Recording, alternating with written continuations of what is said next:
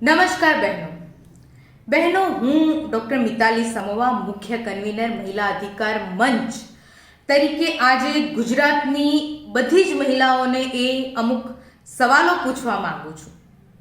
બહેનો, ઘણા વર્ષોથી, દાયકાઓથી તમે પુરુષ ઉમેદવારોને તમારા કિંમતી મત આપીને ધારાસભ્ય કે સંસદ સભ્ય બનાવો છો.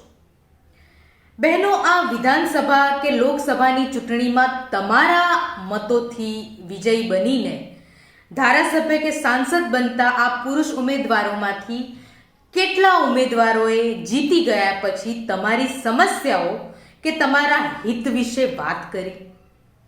એમાંના કેટલાએ તમારી ખરેખર પ્રગતિ થાય એવા ઇફેક્ટિવ પગલાં ભર્યા? શું પુરુષ ઉમેદવારોને મત આપીને જીતાડી દીધા પછી મહિલાઓ ઉપર થતા જાતના અત્યાચારો બંધ થઈ ગયા?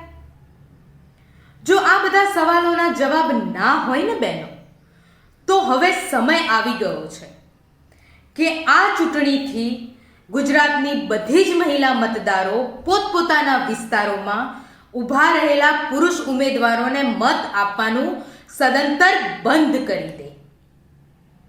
જો તમારા વિસ્તારમાં કોઈ મહિલા ઉમેદવાર ઊભા ન હોય ને, તો તમારે ત્યાં જેટલા પણ પુરુષ ઉમેદવારો ઊભા હોય એ બધાને રિજેક્ટ કરીને નોટા ઉપર વોટ આપો.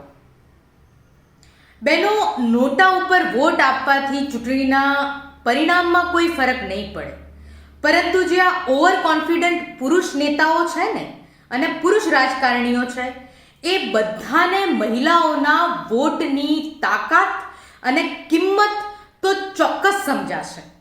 અને એમને જો આ સમજાશે ને, તો આવતા સમયમાં મહિલાઓની, તમારી, મારી, બીજી બધી જ બહેનોની સમસ્યાઓમાં અને પરિસ્થિતિમાં આભ જમીનનો ફરક પડશે અને ચોક્કસથી ફરક પડશે.